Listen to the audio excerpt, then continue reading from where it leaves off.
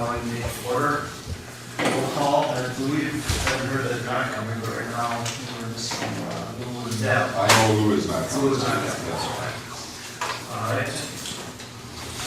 Addition to the agenda, I saw that we have number 11 on the consent agenda and number 2 under personnel. Okay. Other additions? Nope, that is it. Okay. With those additions, I entertain a motion to adopt the agenda. Motion by Cheryl. Second by Kellogg. Any further discussion? Hearing none, all those in favor signify by saying aye. Opposed, same sign. Motion carries. District 741 is proud of the following students for earning West Central Conference All Conference for the 2013 spring season. In golf, Natasha Mead, grade 12. In baseball, Nathan Meyer, grade 12.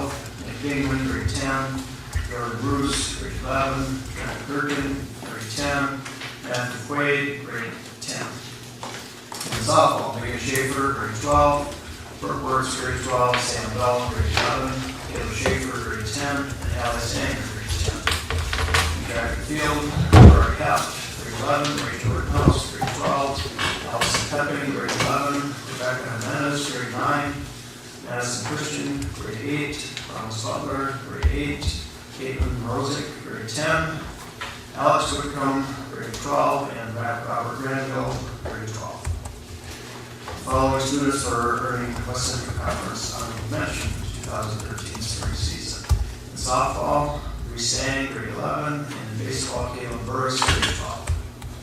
Nathan Meyer, a 12th grader, was named the West Central Conference South Baseball MVP. Brooke Works, grade 12, being selected to play in the All-Star softball game. Megan Schaefer, grade 12, and Caleb Schaefer, grade 10, for being selected to the All-Area softball team. Nathan Meyer, grade 12, for being selected to the All-Area baseball team. And Megan Schaefer, grade 12, for being selected to the second team All-State softball team. Public comment, Kim. Thank you. Chairman Johnson, members, kindergarten should be free. A free and appropriate education to all students has been a foundation our nation has adopted and embraced since forming the public school systems. The funding of public education has been more of a challenge and makes for some stimulating debate. However, the extended day kindergarten program has been verified nationwide as a taxpayer's value. My concern is, why are we charging families more to attend kindergarten than our neighbors? Well, it just seems wrong. Funding schools fairly for all students and the extended day or all-day kindergarten program are causes I have long supported. As an advocate, I was pleased to see, as I'm sure most of you were too, that the state's decision to increase the amount paid to districts offering all-day programming was increased. Because this extra funding is effective for the 2014-15 school year, I would like to narrow the focus tonight on eliminating the fees we charged kindergarten families this year. Whether that fee be $600, $300, $100 per student, kindergarten should be free for all. The $25,000 of revenues these fees may generate are in stark contrast to the surrounding districts. 14 of our 18 neighboring school districts offer their kindergarten program for no cost. When I spoke with the other districts about charging families for kindergarten, their view of the districts who did charge was harsh. Some I spoke with took a great pride that they did not charge, and they looked forward to an increase in their class sizes because of it. Remember, members, the only way a district takes in more dollars is by taking in more students. By being comparable and competitive, taxpayers are better served also. I believe our community strongly values education and our kindergarten families coming to Paynesville and staying in Paynesville. I believe our class of 2026, wow, what a number, 2026, the class, should not be exposed to the culture of have and have not. By addressing this issue promptly and not waiting until next year to review it. I would like to recommend that this board adopt a resolution that rescinds the fees for all-day kindergarten beginning this 2013-2014 school year. Thank you, members. Okay, thank you, Kim. We will consider that and respond as you know. Okay. If I might add something, it is something that we'll be talking about when we talk to this fee schedule. It's already on my agenda as we talk about fees to address this and at least discuss it tonight. So, Tonight? yes. Well, it'll be a lead discussion. It'll be up to the board on whether they act on anything, but I have some things to add, good and bad, about that proposal. Fair enough. All right. Okay. We'll move on to approve or correct minutes from the June 25th regular board meeting. I'll make a motion to approve. Okay, motion to Bruce. Second, McKellar. Any further discussion? Hearing none, all those in favor, signify by saying aye. Aye. Opposed, same sign. Motion carries. The financial reports, we've got the treasurer's report and one the balance sheet.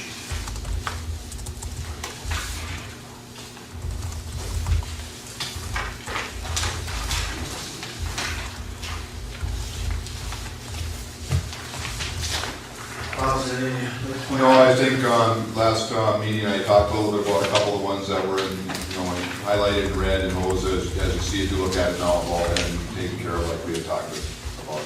So no.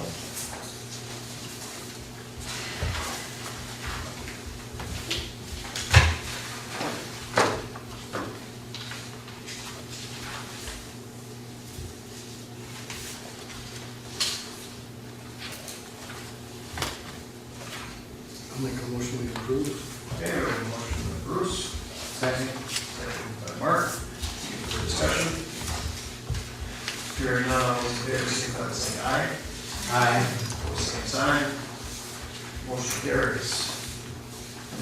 And then we have June 2013 bills and July 2013 bills. Mark? And I did not have the opportunity this week to come over and look at it, but I was glancing through them here while I was sitting before the meeting to review those.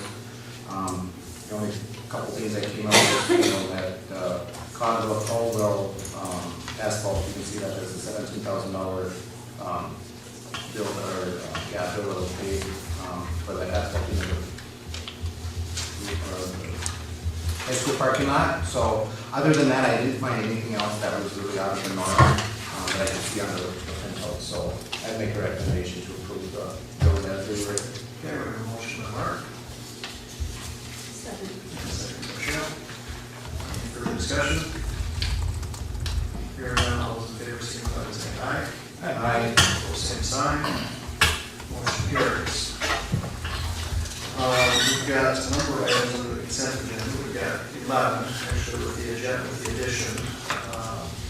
Is there any questions or any of those that anybody would like to see pulled or have discussion? These are all pretty typical things that we've done. One thing that we have done that the board should be aware of is that a lot of these deal with our banking. We have sent out a survey, and in fact, I'll be talking with the bank tomorrow about the fact that we're looking at fees and stuff. I would say that we do want to look at that, but it is an awful lot of work to change all of that if we need to. And unless we have an awfully good reason with some really financial gain for us, I wouldn't want to go down that road without knowing for sure that we're going to change. So from my position, I would certainly recommend that we approve. If we find something unusual that will save the district quite a bit of money, I would come back to the board and recommend that we amend whatever, this particular pieces are. And make a motion to approve the consent agenda. Okay, we have a motion by Mark. Second. Second by Bruce. Any further discussion? Hearing none, all those in favor, signify by saying aye. Aye. Opposed, same sign. Motion carries. Okay, we are moving on to business. So we're on to business. And if you wouldn't mind, I would like to make an adjustment to the new business. We do have Brad Lundell here from the C organization, and he comes from a distance. So if the board would be willing to adjust the agenda to move him forward, it would give him a little bit of a head start to get out. Very well. So, Brad? Well, thanks. I don't mind, I like school board meetings. Maybe I should run for a school board sometime. If it's okay for me to just sit here, I've got some, there's some handouts, there's a few things over there for piles for folks that, So all those are there. yeah, all those are there for the Well, audience. here, if I could have one for the minute, so I'll just keep that one, Okay, so. that's, all right.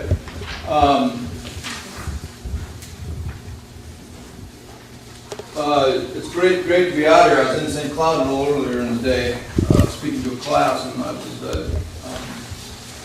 glad that I love getting out in the summertime and actually meeting with the people that are the members and the people I don't get a chance to talk to during the year. So it's great to be here.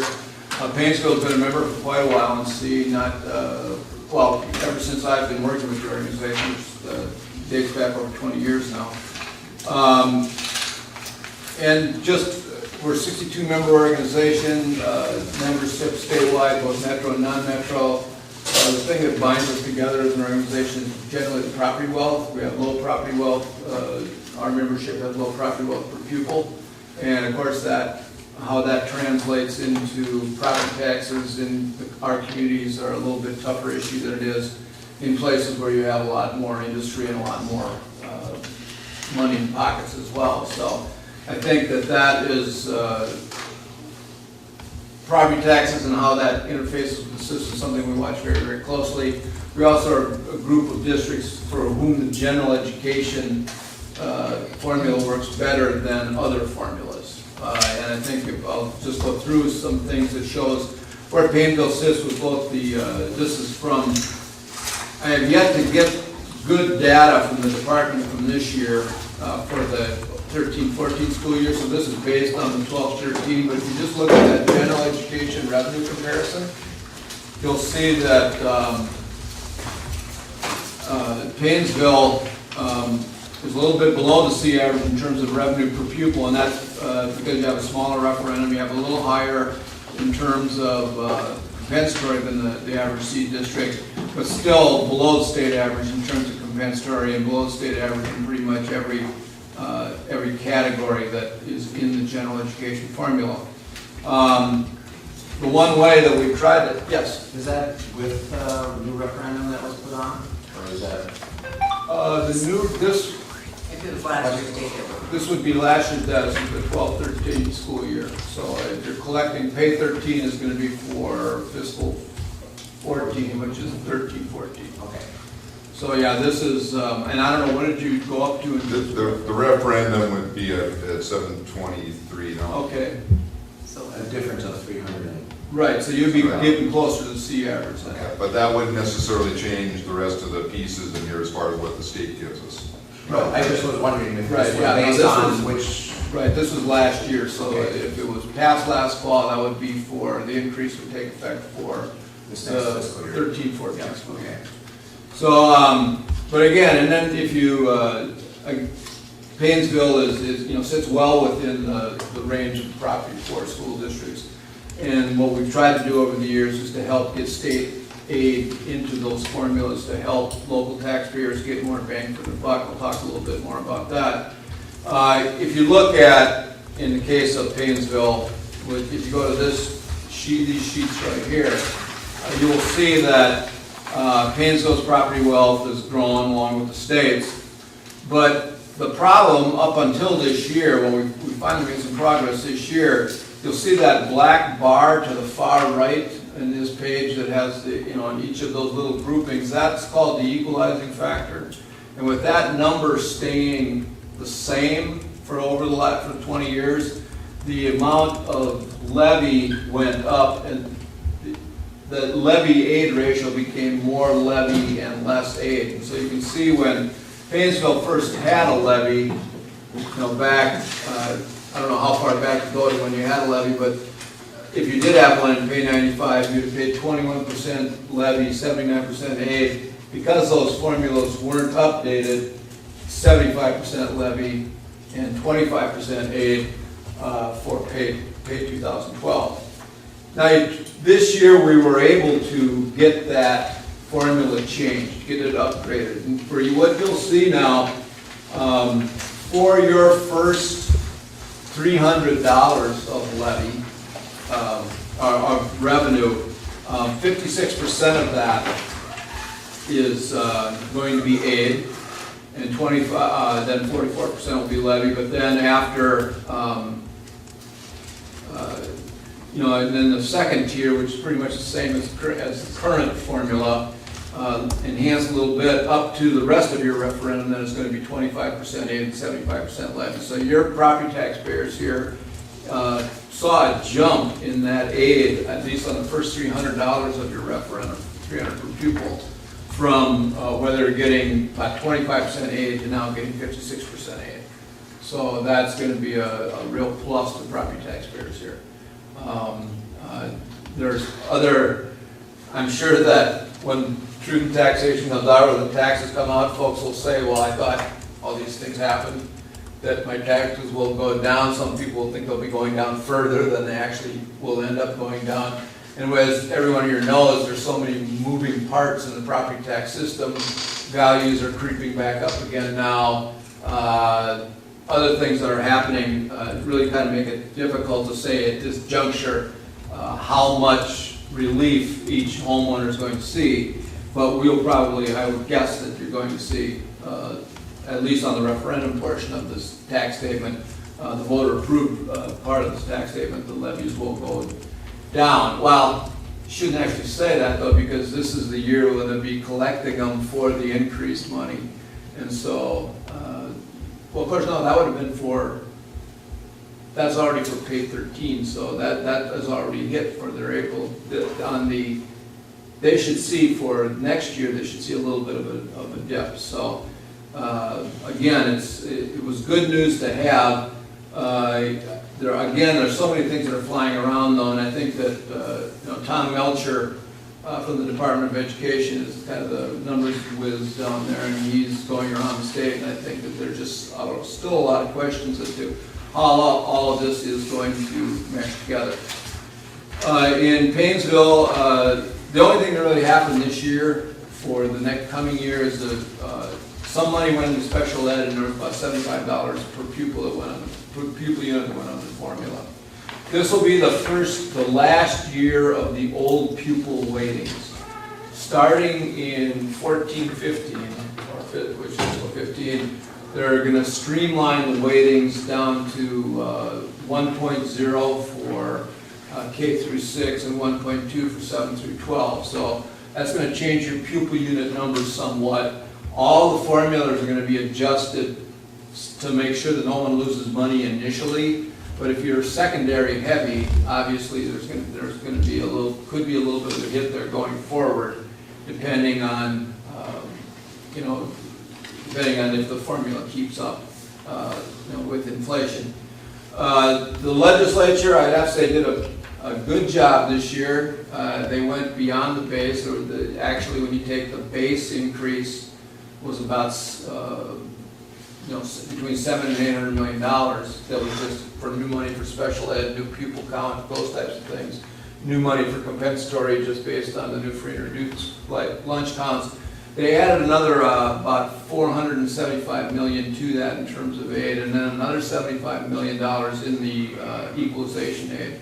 So you talk about 1.2, $1.3 billion that went into education from that biennium to this biennium. So I think that that's, you know, obviously is a plus. The thing is always, and it's always hard to say, you know, you say thank you for all the hard work that was done, but we still often wonder if we're meeting the needs of the kids sufficiently.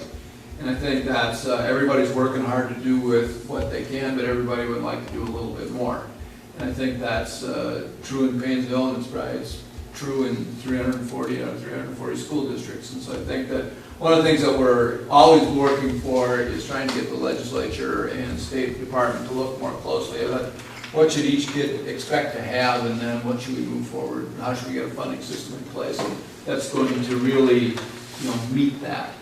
One of the things to be aware of in some of the changes, it hasn't been talked about a whole lot, is they've changed the way that you used to collect your referendum on resident pupil units, and then you would have to send aid along the referendum aid or the equalization aid would have to follow the child to where they're going, whether it's a charter school or to a different district under open enrollment. They're moving to now where the pupil unit, where the referendum is going to be calculated on pupil units served. So if your referendum is $700+ now per pupil, that means with the new weightings, that's probably going to go up to $750, $760, something like that. That will be adjusted once for your pupil units served, and then after that, if a pupil leaves, you won't be able to collect on that pupil. Currently, you're able to collect on the resident pupil units, but not on the, and only send the aid with. Now, if you're a net winner under open enrollment, obviously, and you've got a big referendum, I mean, every kid that you serve, every kid that comes from another district to Paynesville, you would be able to collect $700+ for that pupil. Now, your taxpayers might say, I don't really want to pay taxes for kids that aren't from Paynesville. That's a question that you'll have to all gauge locally as to how you want to approach that. But it's one thing I think that there's probably going to be a mad rush in the next couple of years of trying to get people to move under open enrollment. One of the things I think is the plus in that, though, is that we've seen, we talked the public comment about all-day kindergarten, and all-day, everyday kindergarten now being free is certainly, I think, one of the main recruiting tools over the last decade has been all-day, everyday kindergarten, and the dropping of fees like, well, we charge less here than they charge over there, or we do it free and they don't. And so getting kids in, and generally when the kids get in kindergarten, they're there for 13 years. And I think, now I think that kind of competitive disadvantage is going to be removed for everybody that's going to be doing all-day, everyday kindergarten. The space issue, if you're doing all-day kindergarten now with fees, you're probably just, I don't know if space is. Most of our community already does the all-day kindergarten. Right, so there is no space concern. So there won't be a space issue. There are very few districts that do have the space concern, and I'm glad to hear that you're not one of them, because there are some folks that really want to do it and just are kind of either built out and just don't really, aren't in a position to go for another bond issue, or in a position where the other district doesn't have usable lease space. I think then the year then, the next year is where we see more money on the formula, even more money in the special ed in the second year, and then also the all-day, everyday kindergarten. So it's kind of a year where the major thrusts of the legislature were really general. They didn't do a whole lot of different things, but the way they put the things together has been very, very confusing.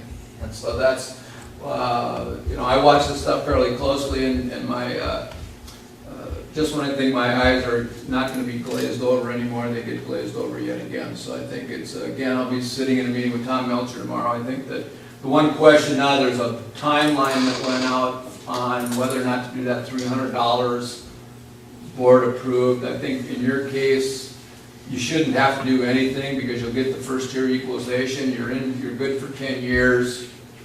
It may not make any sense to mess with it. I think, again, this is one of the things that differs from our districts to districts. The property taxpayers in our district really like to have discussions with their school boards because of the property tax, the nature of the property, being property poor. They like to have that discussion. They like to see how the money's being used. They are a little bit more leery of board authority than they are in some districts where the boards and the communities are where the community is just saying, board, just go do that, don't ask us, just go do it. I know that that's a little bit different in areas where the property tax effort is a little bit harder to come by, and that's been the history in our organization. So again, I think you're well represented. I think it's on some of those issues by the School Board Association as well as us, and I think that they're probably supplying you with information as well. Other than that, I just open up for questions. They did talk a lot about school safety this year. I just was talking to St. Cloud today. After the Newtown tragedy, looked like they were going to talk about nothing but school safety for the first month of legislative session, and then all of a sudden they started talking about money and no one talks about school safety much anymore, but I think that some of those issues are still gonna be out there. There will be the bullying issue was not resolved last session, but the bill will be coming, and it's likely to pass fairly quickly in the 2014 legislative session. We're still trying to make sure that there's money that comes along with that. Nobody wants to see bullying, but no districts need to have the tools and the clarity in that law as to what constitutes bullying and what doesn't constitute bullying. Again, we're working closely on that, and certainly want to, if you have opinions on that, please let us know. Are there any questions? I know you've got a long meeting in a hot room, and I don't want to take any more of your time. Well, I've got a question, I'll try and make it. Sure. When you talk about us being property poor out here, I thought it was more that the metro schools got more money for tax dollars that they got rather than having more tax dollars. And we were less tax dollars coming from the state with less property values, not necessarily property poor. What? Because when I look at the chart here, Right. it's kind of saying, yeah, we start right here and the state was chipping in this much for us. Well, that's on the second sheet. Yeah, the state was chipping in, the state was chipping in 79% back there, but because the property wealth has grown, the state was down to just doing 25%. Okay, but does the state chip in 25% to the metro schools? Same as us? I understood they got a lot Depends on each 5%. metro district. We have some metro districts that are in the same basic area, but in I always use the example about running around the track. If you're in Wayzata and you run around the track once, you get $3. In Paynesville, if you run around the track once, you get $1, because their property wealth is that much higher in Wayzata.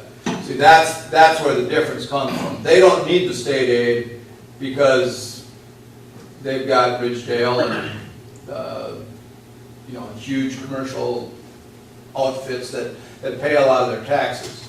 Now, the one thing though here is that ag land is off the referendum tax base. Now, Paynesville's property wealth goes up dramatically when you put the ag land on, especially in this era. The problem with ag land is that ag land's high now, and then you've got a lot of tension coming from the ag community, and rightfully so, because I grew up on a farm and I know property taxes, that goes into production. And Isn't it also lake property that's not? lake property is Property not on as well, is so if you lake go to, property. right, and that's not on as well, but with ag and lake property off, Paynesville would look a lot more property wealthy, but still, you'd be below, I'm sure you'd still be below state average even, because you're putting places, everybody's property taxes, everybody's ag land goes back on, and everybody's lake property goes back on, all of a sudden you've got I districts. just remember when they took that off, that was a big deal.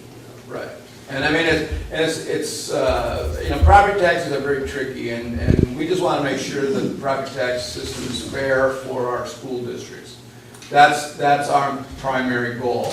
Tax base, those kinds of things. The other thing is that the incomes are higher in the metropolitan area, and when you talk about discretionary income, if you're paying 10% of or 4 or 5% of your income in property taxes versus 2% in property taxes, some of that's with values of houses and things like that, but you've got to still have more discretionary income left in your pocket after you pay the property taxes.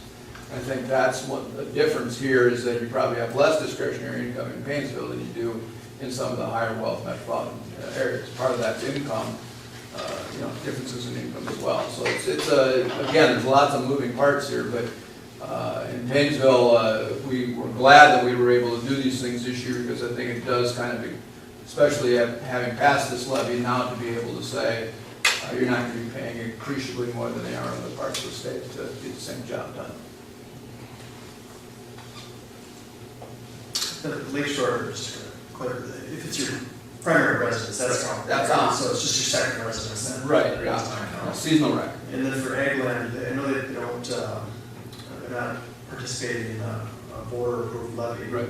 They participated in, there are some dollars that are going to the school, it's just not Yes. border approved. Right, yeah, the ANTC, anything with the ANTC they're on, more referendum market value, they're off. They're on the debt, they're on all the other, most of the other levies our AMTC levies and the ag land is on those. And so you're, if, you know, and again, having grown up on a farm, commodity prices look good, but there's always that lag when commodity prices go down and ag land values stay high, and so you get that year when bam, those folks get hit and they get hit hard. So, and I'm sure that you guys hear when that happens, and so it's not a fun thing.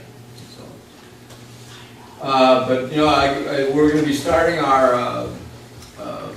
We've started our next program year. Our legislative platform is being put together. One thing we're looking at this year is we're looking at. I think the legislature is going to probably try to get in and out, but it's an election year, so they won't. You know, out is harder. I think one thing that we've seen now is that pretty much the aid payment shift has been brought back to 90%, given that the last the year-end report from the Department of Management and Budget showed an additional $463 million in the state's bottom line. That basically gets it back to 90-10. They'll start buying back the property tax shift, and then we'll start again. But I guess the thing is that we should be back, I would guess by the end of the biennium, or maybe even before next session, we'll probably have half that property tax system taken care of, property tax shift taken care of. And then, again, gets us back to the 90-10, gets us back to property taxes recognized in the right year, and I think that's a good place to start, and then hopefully we can start building onto the base to get funding where it needs to be. Yeah, again, it's been a good year, but it's, you know, Scandinavian that I am, it's always like, well, it's a good year, but, you know, it would have been a little better. But, could have been a little better. Does anybody else have further questions? Well, our legislative committee is open for, if you have things, legislative committee, we're meeting August 16th. We certainly want to have folks involved. We certainly want to hear from everybody. And certainly as we move forward, I just want to have an active organization where everybody's participating and everybody feels they're getting their knowledge worth. And so I thank you for your membership, and I want to thank you for, you know, encourage you to, if and when you have questions, just to never hesitate to call. Deb is on our executive committee. Bob's been active as well. We certainly enjoy having you involved. Thanks for coming out. Oh, Thanks absolutely. for us.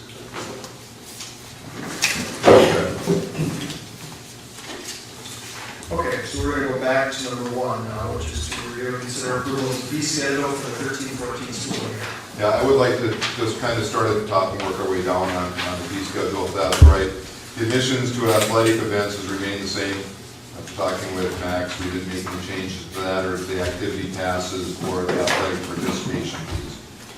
Okay, or the non-athletic participation fees, or the student parking fee that left alone. I did have a question on the student parking fee and why that was put in place.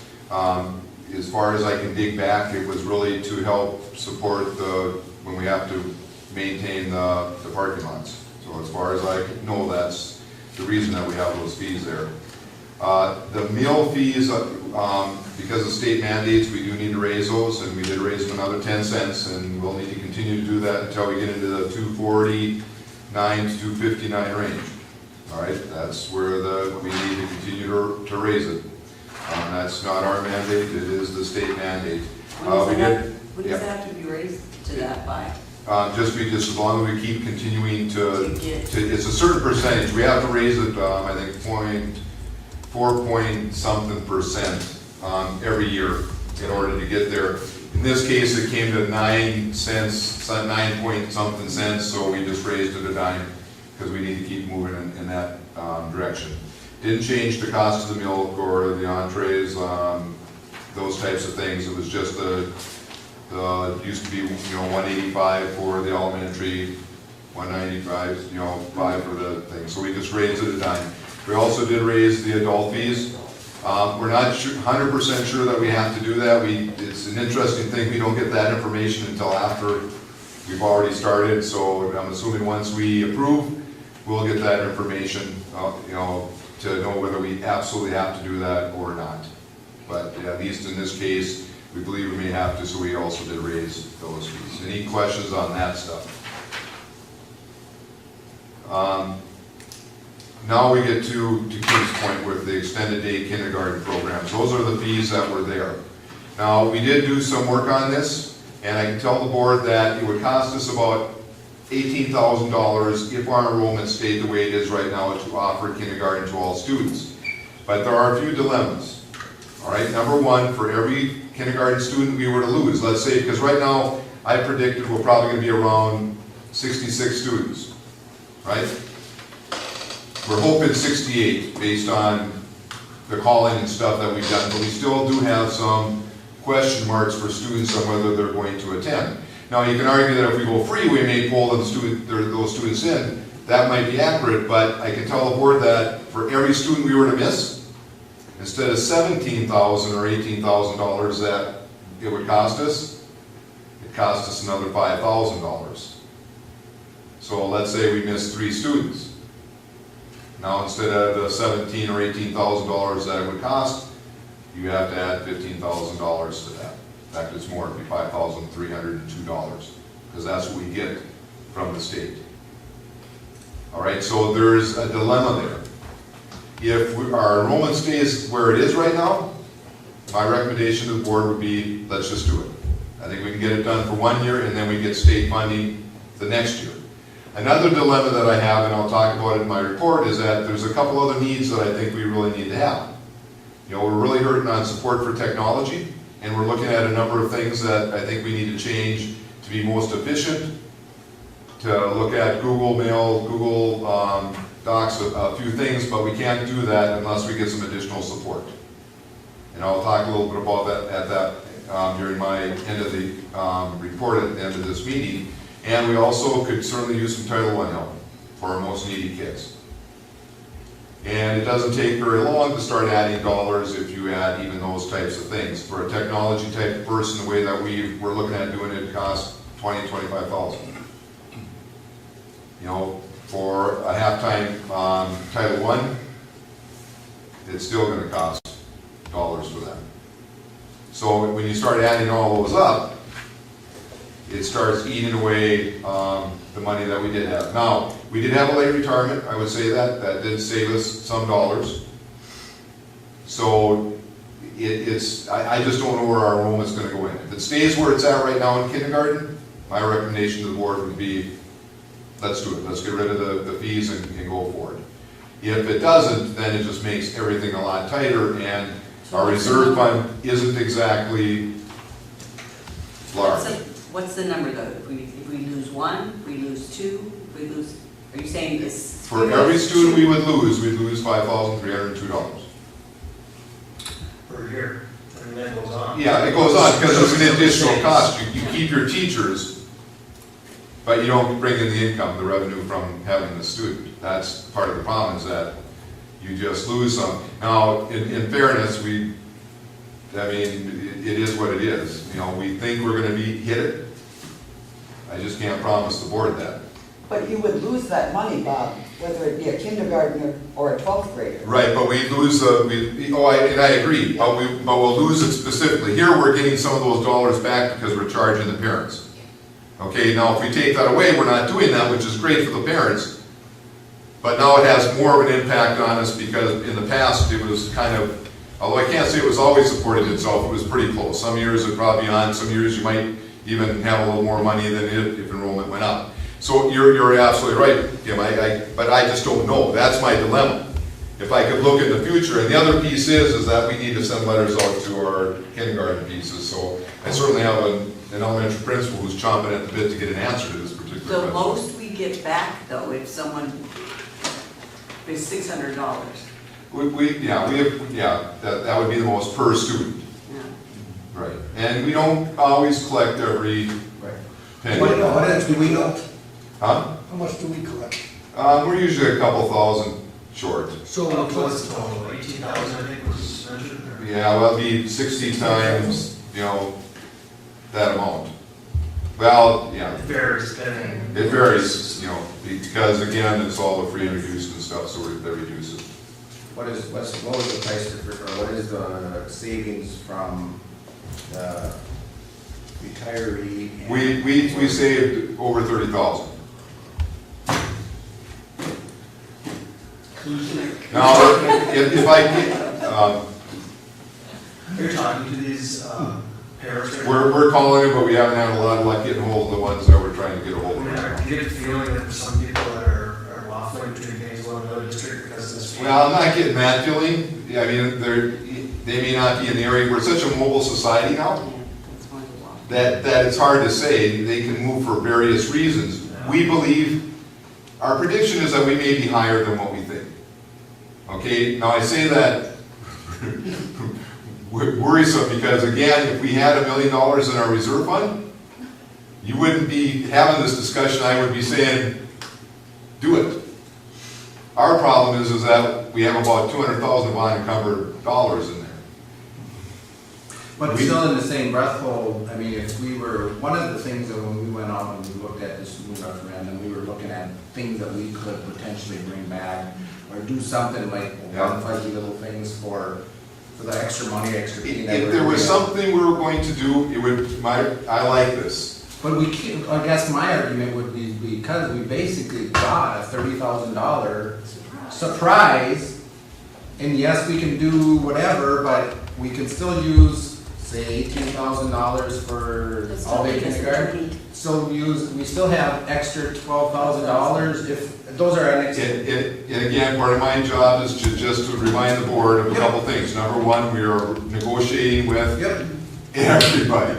So that's part of it, so that's certainly a concern of mine, because I don't know how that's gonna go out. And part of it is just the conservativeness of me that just worries that we just don't have a big reserve fund, and I believe strongly, the reason that we made it 10 years last time is because this district was able to build the reserve fund up to 1.2.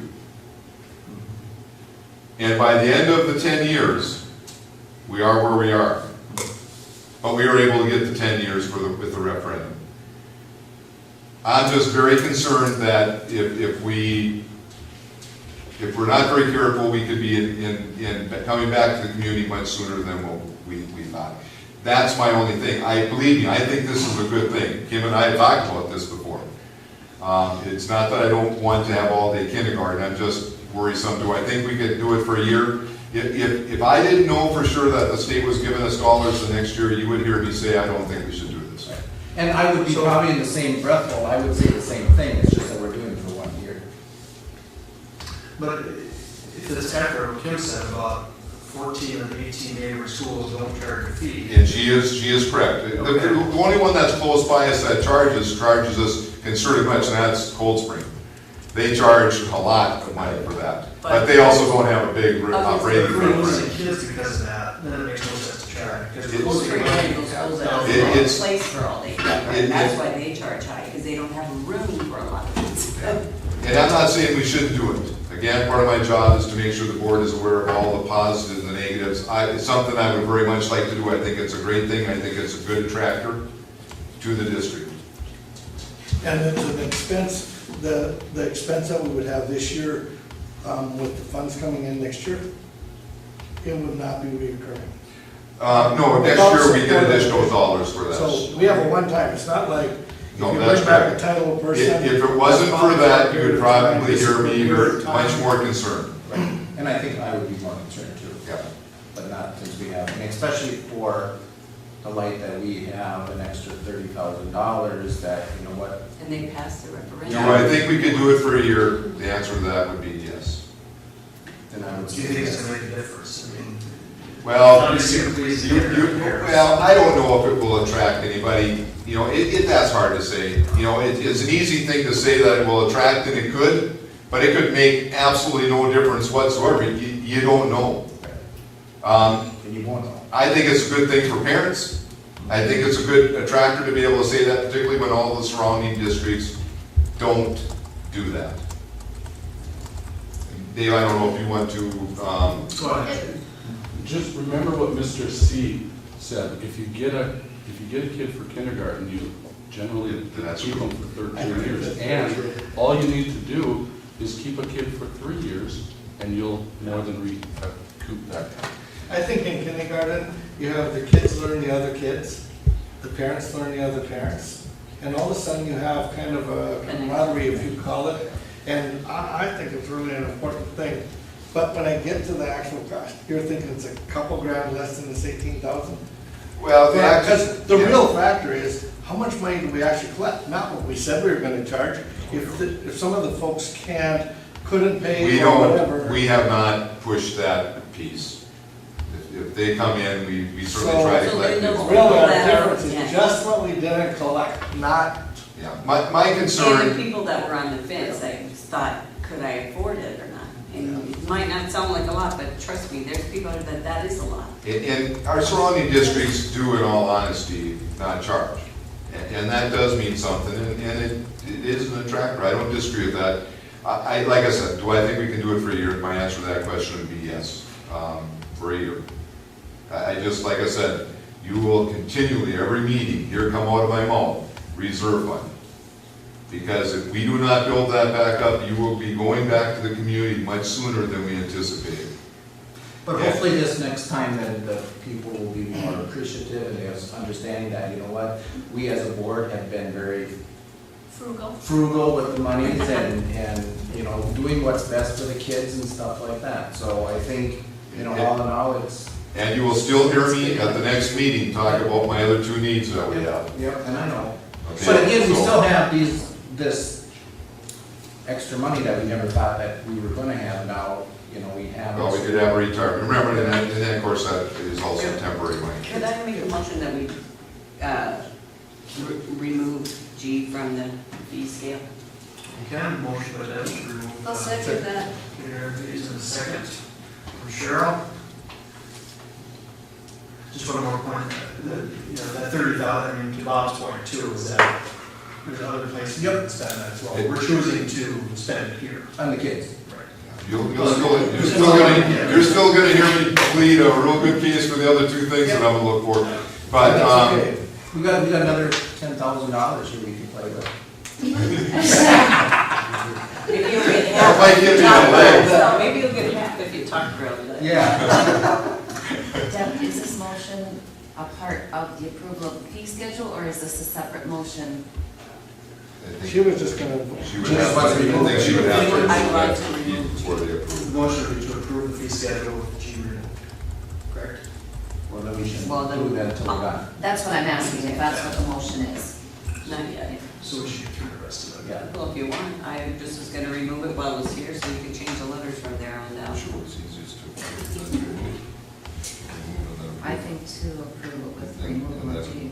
Yeah, I think do it in all motion. Why don't we finish? Unless there are other Yeah. issues. We can have more discussion, approve the rest, and then address the motion on the floor.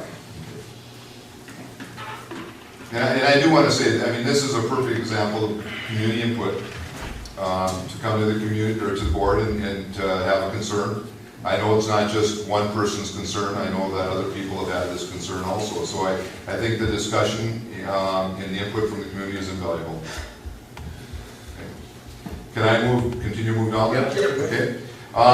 School meal allowance, we're leaving the same, mileage, we're leaving the same, student athletic bus, event, out of town, we're leaving that the same. Substitute teachers, I'm recommending we leave the same, that's pretty comparable to districts. Now I'm gonna look at three different ones, it'd be L, O, and P. All of those are at $750. Okay, I can tell you that my recommendation is to go up to 8, but I can also tell you, even moving it up to 8, we are way below.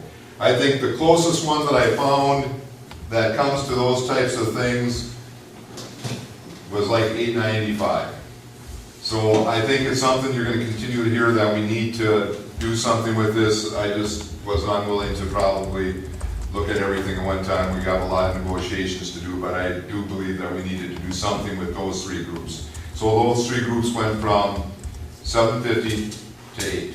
It'll cost us, it's hard to say because they're all substitutes, but $1,200, something like that. Okay? And then the other ones remain the same.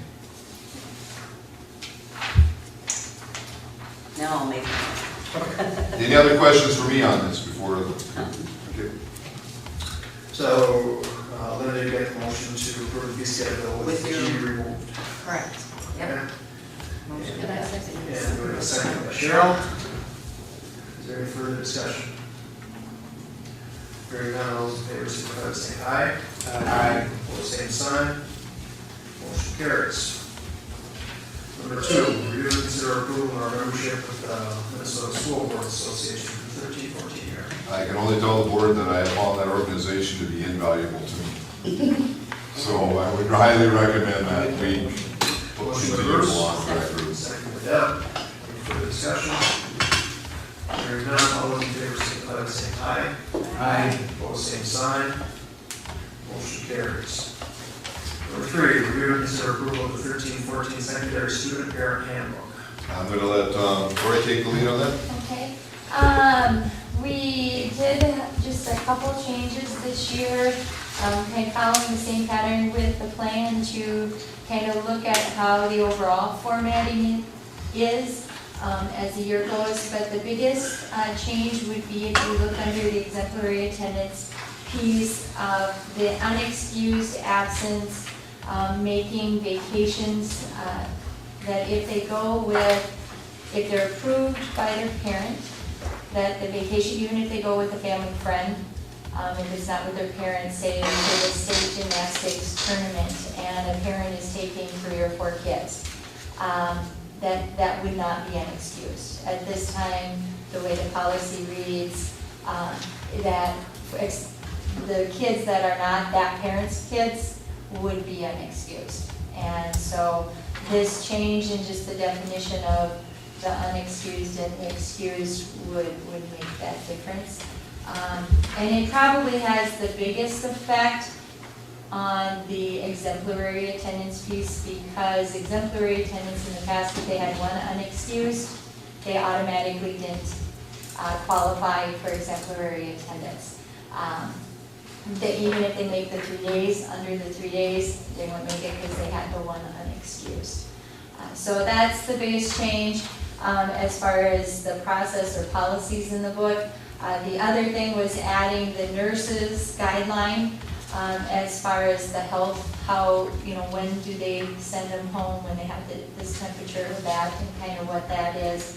And then in the end, after some discussion, we did add, it has always been in the code of conduct part, the hazing, the bullying, and the harassment piece. We have the full policies, but because of page limitations, we can't print the whole policy. But we've always had the whole disciplinary policy. So those things were addressed there, but we also added a short kind of definition and then referral to the school policy. No, that may not be in the one that we had in the You guys had, okay. paper. Bruce brought up a concern that it wasn't identified as far as specifically the hazing, bullying, as a separate piece. And we have those policies, and those policies are very good. So we did at the end of the book add 3 definitions. What was bullying? And I don't think I was thinking, did you send that out? We sent it, I think, electronically. Electronically? So if you look at your electronic copy, you'll see the additional little paragraphs. And so we kind of said and I just pulled it from the policy itself, is kind of what is hazing, and that, the district will take action against that, and please refer to the district policy found on the website. But it is addressed in the code of conduct discipline, so when I had to deal with those instances, this is where it's in the handbook, and then the student and I go and we, talk about that and deal with the situation. But I think it is a good addition. We're also looking at maybe having this handbook, since it's their planner also, and we're limited to the number of pages that we can have. It is donated by the Federal Credit Union, so we keep kind of within that framework, is have a full handbook with all the policies kind of spelled out that's available on the website, and then keep this as, a shortened version versus saying this is, the overall handbook. That's kind of my goal for next year, is kind of to do a revision and a reformat and that type of thing. I kind of, when I came, kind of took what we had and then we added as time has gone.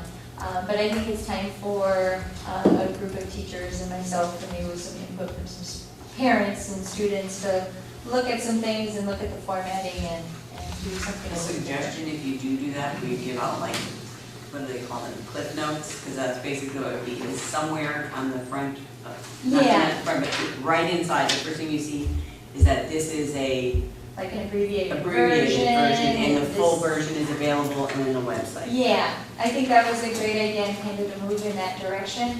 It's a good handbook, in the sense that it's a nice, quick reference for the kids. The teachers go through this because we're able to give it out. One more thing. Yep, go ahead. Besides the webpage. Yep. You still are going to need to keep a full copy of the full at the offices. Because believe it or not, there are still people out there with kids that do not have internet access.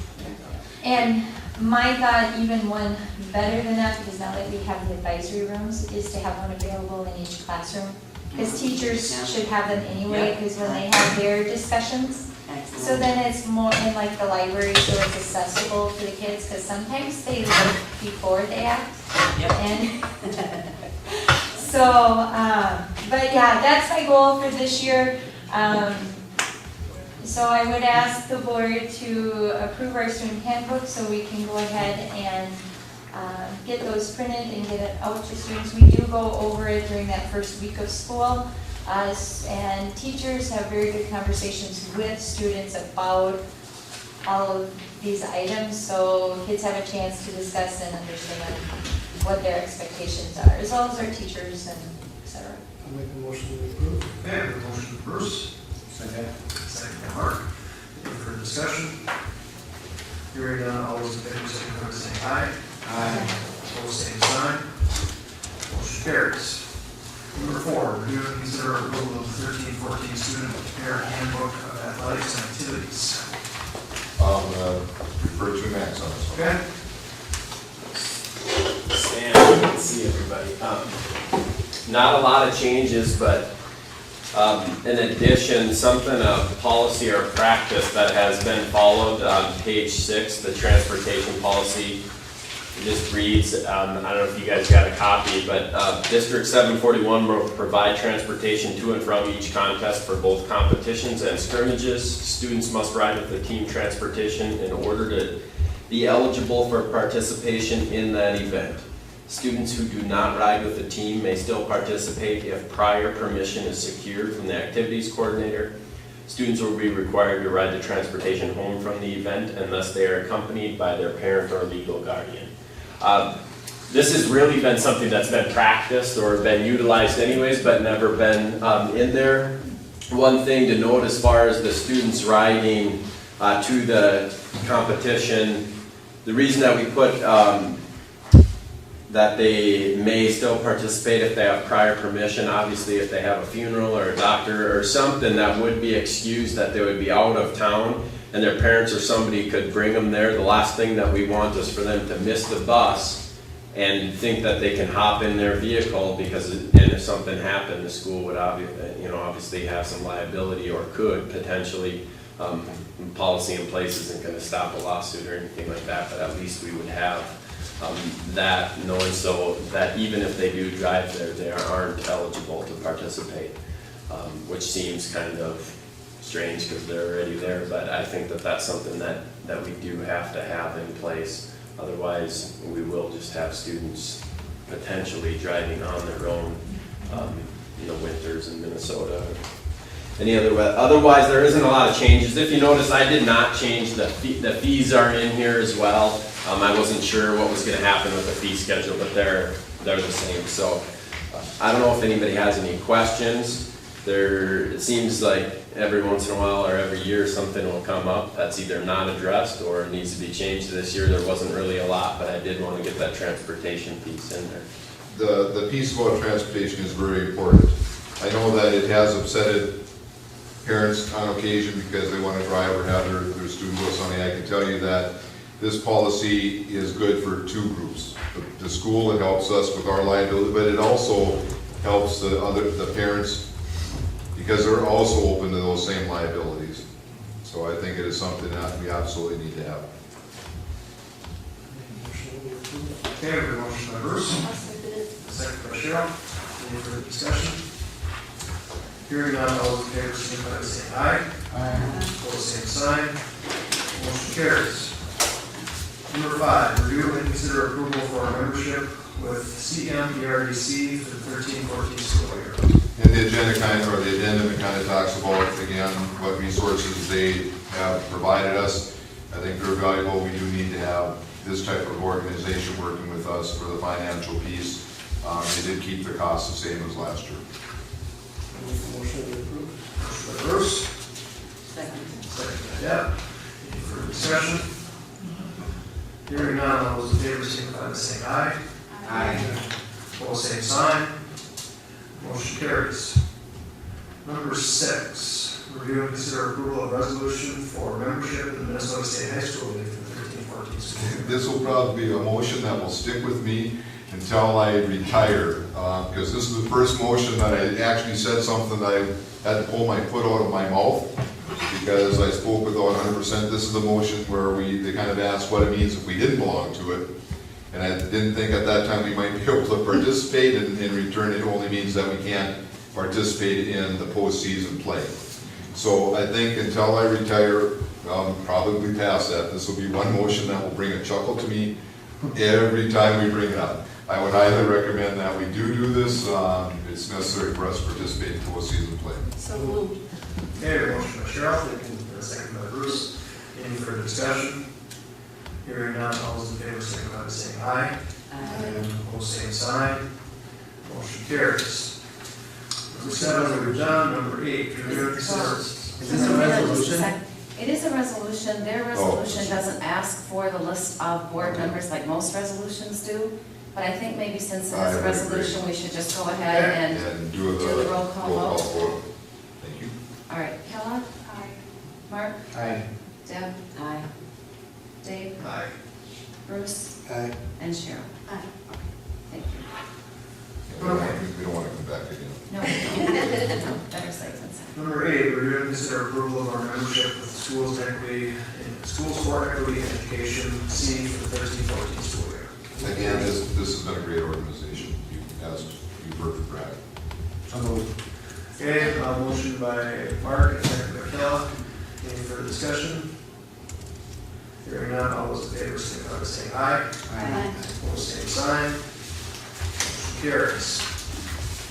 Number 10, review and consider approval of the UO Excel Energy proposal. This is just a piece that we tabled last time, so I'm just bringing it up because I don't want to forget this. There were some questions on this.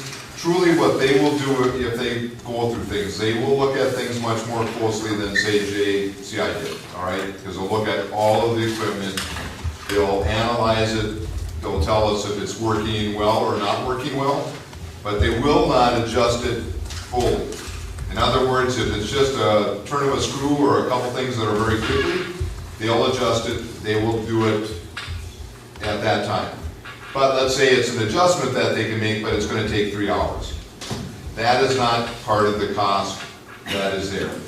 What other schools have done is that they've given whatever company has done this a budget. So that instead of at the end, if it's just an adjustment because we want to get things running as efficiently as we can, then they've taken from that budget to adjust it at that point. You can certainly set stipulations on that, if it's a big cost item or if something needs to be replaced, just to leave it, and then that would come out as one of those things that we need to fix now or in the future, depending on how the system goes.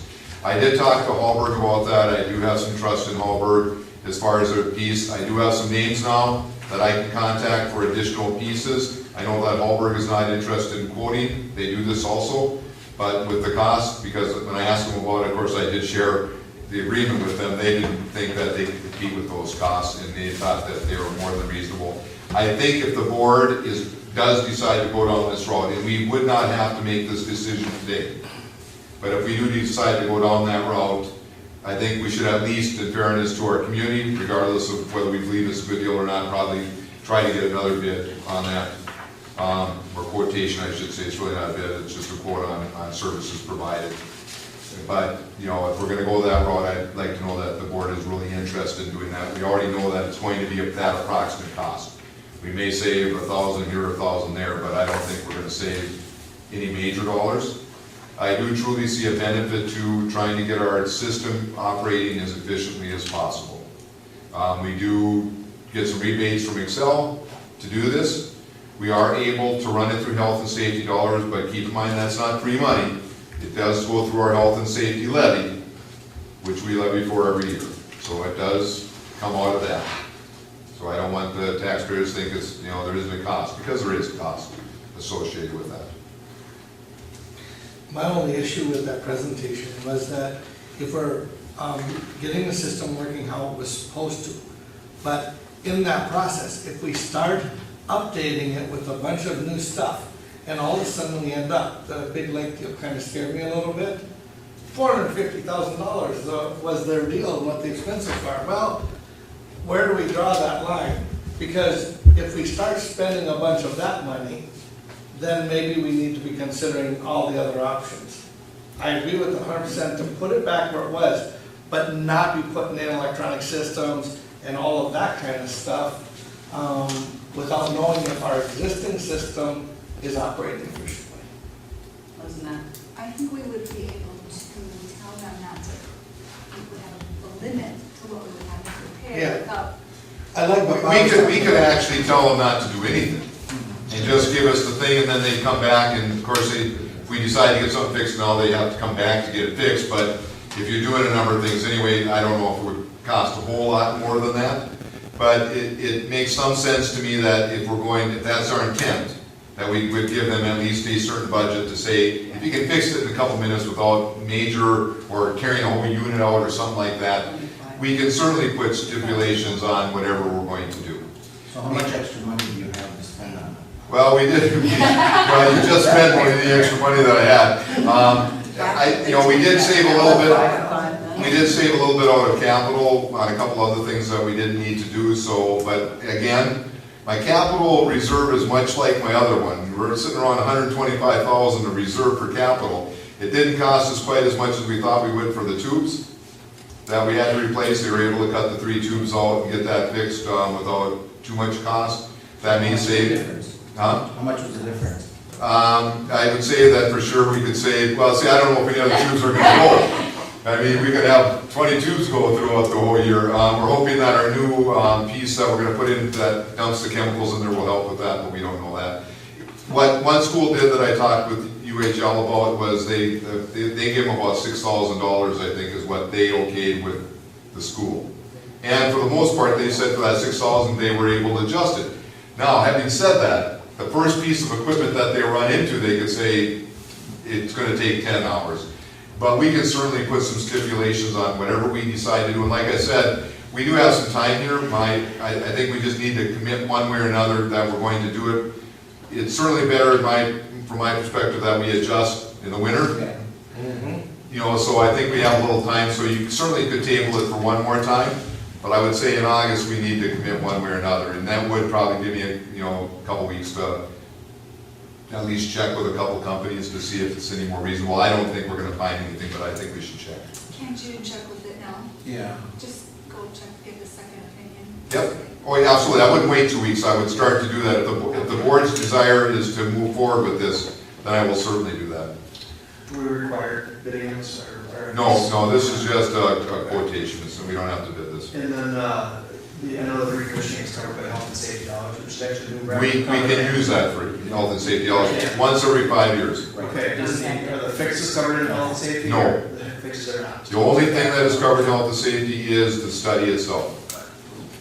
I can do the study and then put a lot of money or whatever it is, 5 or 6,000. I wouldn't commit any more than 5,000 or 6,000. I think then we would be stretching But I things. think there's a lot of skepticism in the community and among the board in our last go around with the project, the big project, and this would be something that we could use in that regard too. Yes. Right. It's a base section. Yeah, It gives us a baseline. Yep, and then we get this done, and then we decide, well, let's spend $5,000 to fix it, or let's take a look at the whole big project. Right, well, then we'll have all that information from this. Well, and truly, this, I think, at least from my perspective, hearing what JCI did, this really will be more of, I mean, they're gonna look at the equipment. Yeah. They're gonna look at it. I don't believe, and although you guys could correct me, I don't think JCI went up and looked at anything that we had. Well, they didn't look, they looked at some of the stuff, but they didn't look at everything like this. They just looked kind of general on our whole system and came up with some Buildings things, that I think. age. Yeah. And Howard looked at it, but not this close. No. That's what I would guess. Yeah.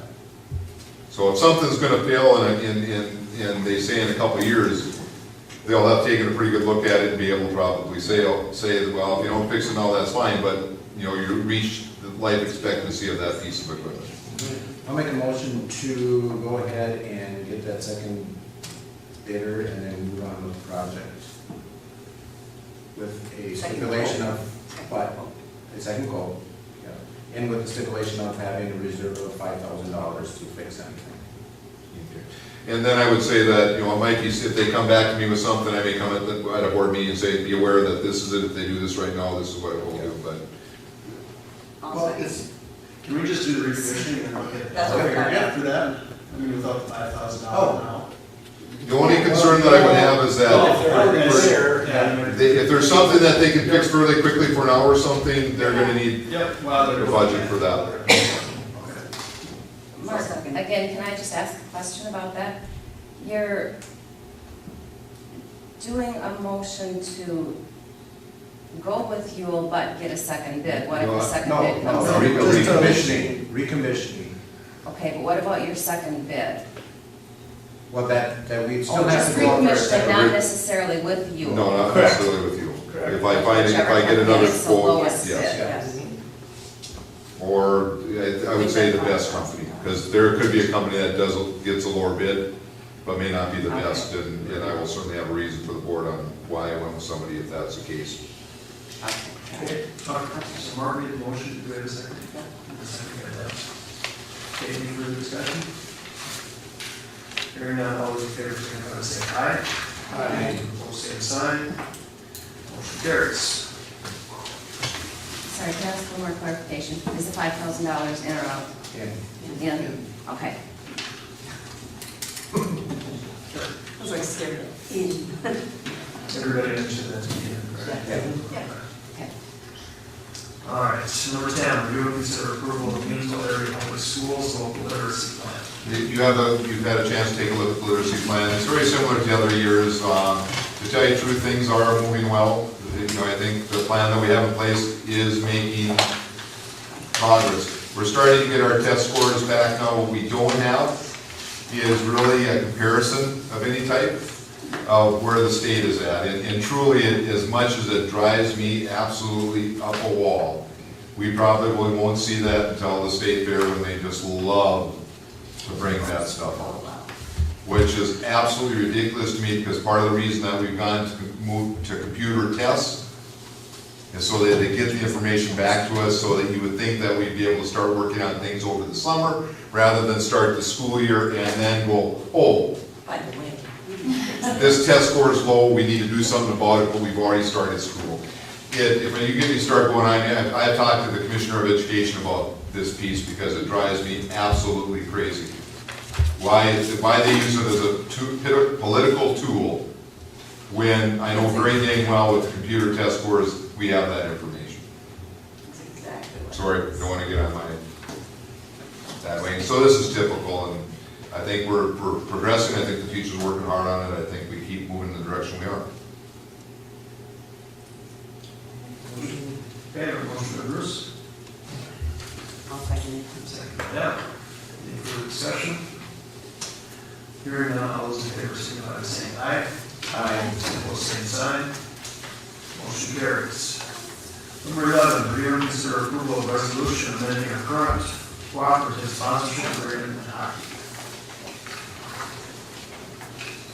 I'll let Max talk a little bit about this one. Yeah, basically, real simple, amending the current hockey co-op agreement to add Wilmer Community Co-op. So. How does this affect the co-op? We'll be adding one more school. Games would be the same. Games are still gonna stay in Richmond and in Paynesville, so half of the home games for girls, half for boys are as close as possible. This year there's 5 home games for girls in Richmond and 6 in Paynesville, but as close, there's 11 games, so we can't do any better. But as close to possible 50-50 games for boys and girls are in Richmond. Paynesville practices the same spots. One thing that will change is the cancellation policy for hockey. Currently, the co-op agrees to cancel practices or games if any school in the co-op is out of school. Didn't work out to be a very good policy for us this past winter, especially when like New London Spicer would be out of school. As a district, they would allow their own wrestling, basketball teams to be in practice, but we're canceling hockey practice because of our policy. With Wilmer Community Christian being in there, typically they'll close anytime that Wilmer High School will close, the work associated together there. So anything west of Wilmer would cause our hockey game in Cold Spring or Richmond, maybe to be canceled. So that's going to be acted upon based on the host site. So it's not really going to affect us. What we're going to operate on is the same as our policy for any other sport. So if our school is out, our practicing game will be canceled. Which would include hockey. Correct. So also, for instance, BBE didn't even have a skater on the high school level this past year. If they were out of school, we were supposed to not have hockey. That doesn't make a lot of sense if everybody else is. So to clarify that, I think what actually happened when we had that hazmat team here last year, we had a game canceled for hockey because of that, and everyone else was going live. It didn't make any sense. Correct. Now, under the new policy, that hockey game would go on. If we are not, I'm misunderstanding that. Yeah, no. Well, our policy is if school is canceled, superintendent and myself could make a mutual decision to go on with practice or games. So that would fall to that mutual decision. So the previous policy was just if school was out, it was. That was the co-op policy itself. Any of the schools didn't have Correct. games to be canceled. Now that's changed. Yes. Yeah. So even if Paynesville was the only one that didn't have it, they could still have a practice or a game. And you guys can choose whether or not Paynesville gets participate. Yeah, correct. And I can just say, obviously I can't speak for every situation, but of course if Mr. Hewitt chooses to cancel school, there's probably a very good reason, and chances of us having a game or practice is not very good, but we do have that policy in place for special circumstances. I truly am not going to try to set any record this year. No more hazmat things. So, all right, we're banning those. But for clarification, how co-op agreements do work is the maximum amount of time that you can make an agreement is for 2 years. And if you don't change the co-op, it just continues to exist without any board action or anything like that. This is going to be amended. Our co-op is going to dissolve, and then you will be brought with a resolution for a cooperative agreement, and then it would be for a 2-year period of time. If anything would change, it would always take board action. For anything to stay consistent, it doesn't take any kind of vote or anything like that. I move to approve. Okay, your motion, Cheryl. Second by Bruce. Any further discussion? Hearing none, all those in favor, signify by saying aye. Resolution. It is a resolution. Yeah. All right, Linda? All right, Cheryl, Aye. Bruce, Aye. Dave, Aye. Deb, Aye. Mark, Aye. Kevin. Motion carries. Okay, on to personnel. Review and consider approval of hiring Katrina Davey, English language arts teacher at 1.0 full-time equivalent effective 2013-14. There's certainly some information in the addendum on that, so you can certainly take a look at that. Anything else you want to add? I know that the hiring committee was excited about getting her. Yep, the hiring committee was very excited about welcoming Katrina. We had our whole English department involved in that hiring committee. She does have her master's, and our Central Lakes has accepted her as a college teacher, granted that she is actually approved through our school board. But I did have her because She has her master's, but then they usually say they have to have 3 years of teaching. So she will be on probation for those 3 years of teaching, thanks to our English department that will be mentoring her and doing a little bit of extra in order to make that happen. But that was approved prior to us looking at her as a hire, because I wanted to make sure who I brought to the board could teach our honors program. She's on probation with the college or with us? With the college. Well, Is she- really with both. Is she a brand new teacher? She's a brand new Okay, teacher. that's all I So need. she went through a program that did her undergrad and then immediately did her master's. So she's done her student teaching. Mhm. She just hasn't been out in the field yet. But we're very excited to have her, and I think she will do a wonderful job for I us. can tell you, I met with her and she is excited to be here. Yes, she is. So- And she is a Paynesville graduate, so it's fun. And she did her student teaching with us, with Michelle Anderson. But, oh, Second that. Okay, good. We have a motion from Deb, Second? a second by Mark. Any further discussion? Hearing none, all those in favor signify by saying aye. Aye. Opposed, same sign. Motion carries.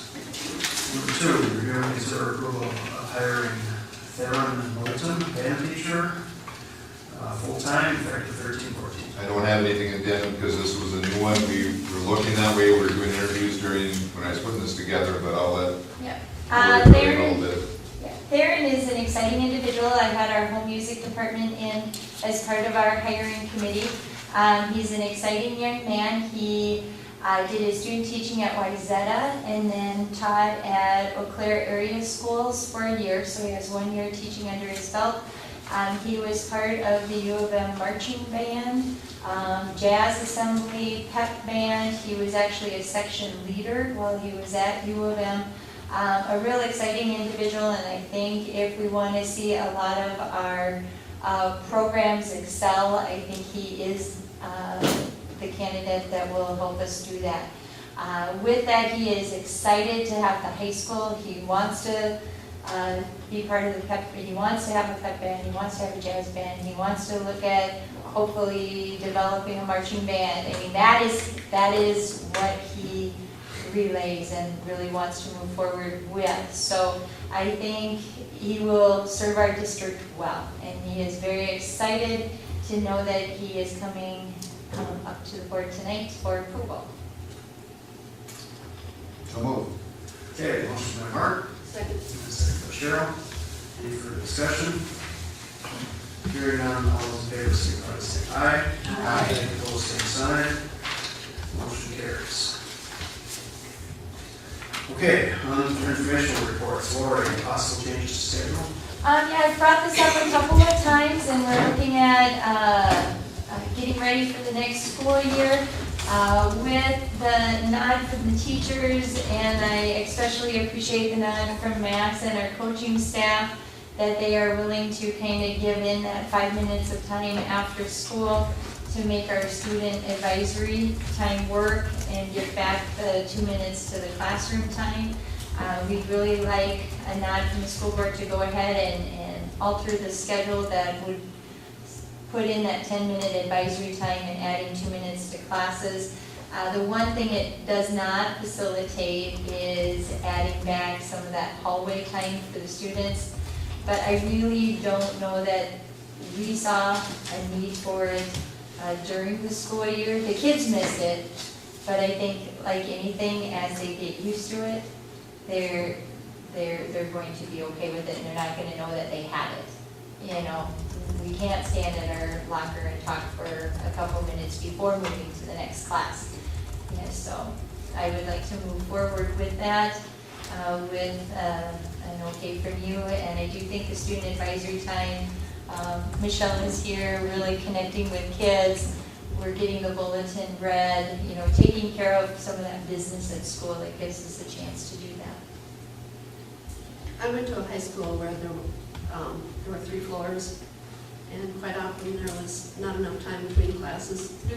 Are the teachers allowing a little bit of leniency for those types of situations? Yeah, We definitely. I mean, a lot of teachers, as long as the students would come in and say, you know, I need to still use the restroom, or I need to go back to my locker. I believe across the board we are especially with the middle schoolers that are coming back and forth. So I think as long as teachers tell students, that we do expect you to be on time, but if something comes up, I don't think it's been a huge issue at all. I know at my school, there was a lot of stress involved with that type of situation. And I think that's where it has worked, is the staff believes in the time and so has created that flexibility that, get to class and then, let you know what you need to get done. Yeah, we had, toward the end of the year, maybe 1 or 2 days where advisory time wasn't possible, and I had sophomores and the students around, the area teachers, students missed that. They came back the next day and they just said, oh, we didn't have homeroom yesterday, and so I really do think it's become a powerful thing at our school as far as building community, and that's what we want, and it's helping kids across grade levels interact too, so it's a very good thing. Yeah, and I can tell you, in the schools I've been at, I've always had an advisory. I just have always seen a very positive piece for it, and I was extremely happy when I heard that, Paynesville was also moving that way. I think there's a definite advantage not only to the building of rapport with the students and the teachers, but also it helps them keep an eye on them better. If they're not doing what they need to do, it gives them a chance to talk to them and have that conversation, and with a good rapport, things can change. So it's not something that we're asking for a motion. If there were concerns, we would want to hear them now before we move forward. Yeah. Everybody nod, yes. And that will make us happy. I just don't want to risk it. Thank you very much. Okay, thanks, Lori. Negotiations, we just started meeting with teachers, our first meeting with them. We've got a meeting set up with our custodians now. We're working with the bus company we have a long ways to go, I would say. But we're starting in the right direction. I think it's going to be, I sent out for the thing, I'll be sending out a confirmation one. I just got a hold of, we sent the dates all that based on that roulette I did. Yep, and now I need to confirm because they just confirmed with me. So I'll get that out tomorrow.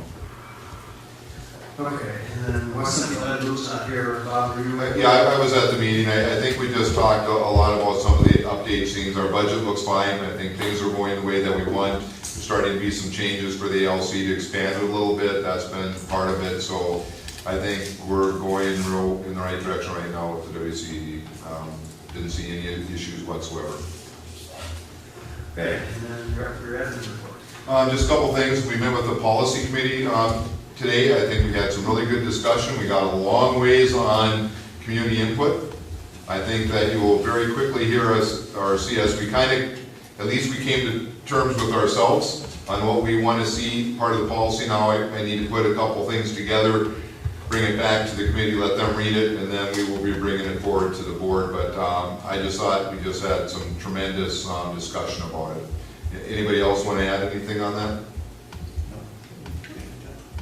Okay, so again, we'll be doing it. We have a lot of work to do in the thing, so the policy. So I do see that. I think that we're going to be meeting on a number of things over the summer yet.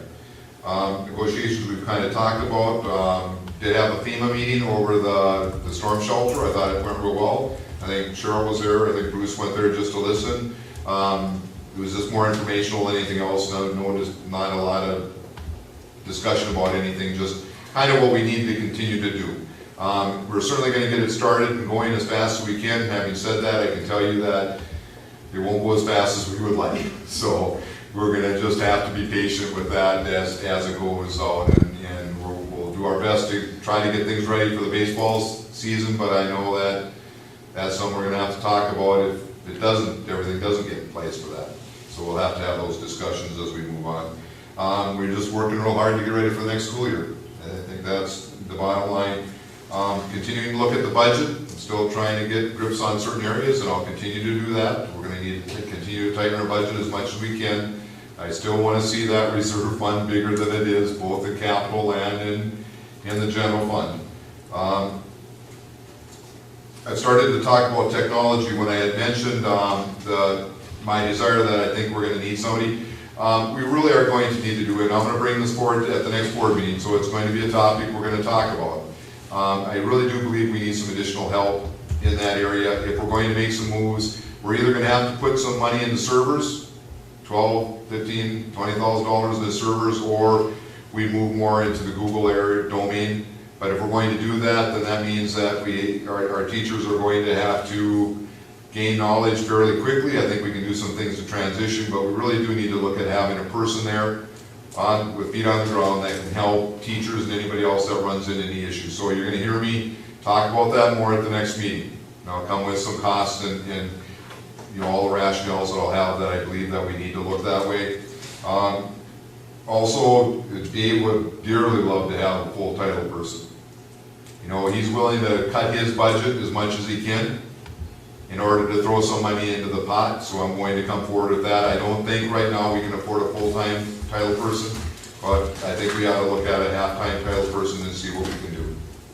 And he even sent me an email with some additional suggestions, but I want to look at them before I bring that to the board. But at the next meeting, that will be an agenda item for discussion with the board.